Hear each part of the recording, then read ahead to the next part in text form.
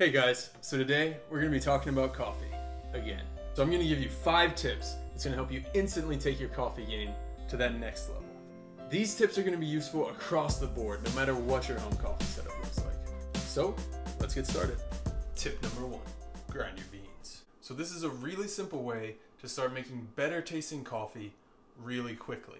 So there's a lot of different types of grinders to choose from across all price ranges. I really suggest burr grinders over blade grinders. Burr grinders are going to be able to grind your coffee to a much more consistent size, and that's going to make a big difference in brewing. This is one of the cheapest styles of grinders you can buy, but it still works really well. It's a cylindrical hand burr grinder. This is another hand grinder. It's also a burr grinder.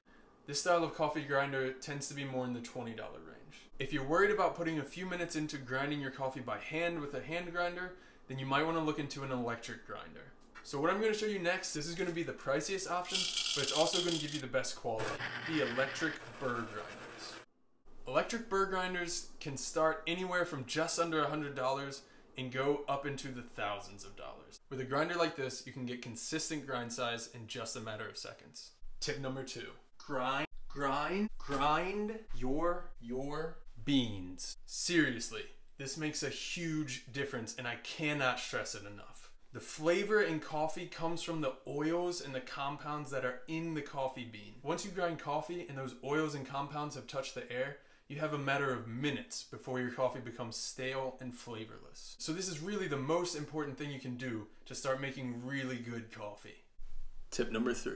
Start using freshly roasted coffee. So the same reason that you want freshly ground beans, you want freshly roasted coffee. As soon as coffee is roasted, it has already begun the process of going stale. You want to use coffee as soon after it's roasted as you possibly can. For me, 2 weeks is about the maximum from the time that it's roasted until it needs to be gone. The best way to make sure you're getting freshly roasted coffee is to find a good coffee roaster close to you. Most coffee roasters will print the roast date on the bag so you know if it's fresh or not. But if you can't find a good roaster, you can also roast your own coffee. It's really not that complex. You can just roast it over your stove using medium heat. It takes between 10 to 15 minutes and you can get the exact roast level that you want. I suggest going for a lighter roast. When you get into a darker roast, it starts to cover up the flavor of the coffee with the flavor of the roast. So if you really want to see the flavors that are in that coffee, keep it at a lighter roast. Somewhere around 9 minutes into roasting, the coffee will start to make a loud popping noise. This is called the first crack. The first crack signals that you're just barely getting into the light roast, and the coffee is just now becoming palatable. After you've reached the roast level you want, take the beans off of the heat and cool them as quickly as possible. Roasting your own coffee and brewing it shortly after is going to help you get the most flavor out of your coffee. Tip number 4. Another big component in the quality of the coffee is the coffee maker. Now if you follow the tips so far, you're going to be able to make much better coffee from your normal drip coffee machine. But there are some other options out there that are going to help you get much better coffee. Now, if you've never made coffee with anything other than your standard drip coffee maker, my first suggestion would be the French press. French presses are really straightforward, they look nice, and they make great coffee. It might look like this, or like this, or like this. I don't have a problem. The process for making coffee in a French press is simple.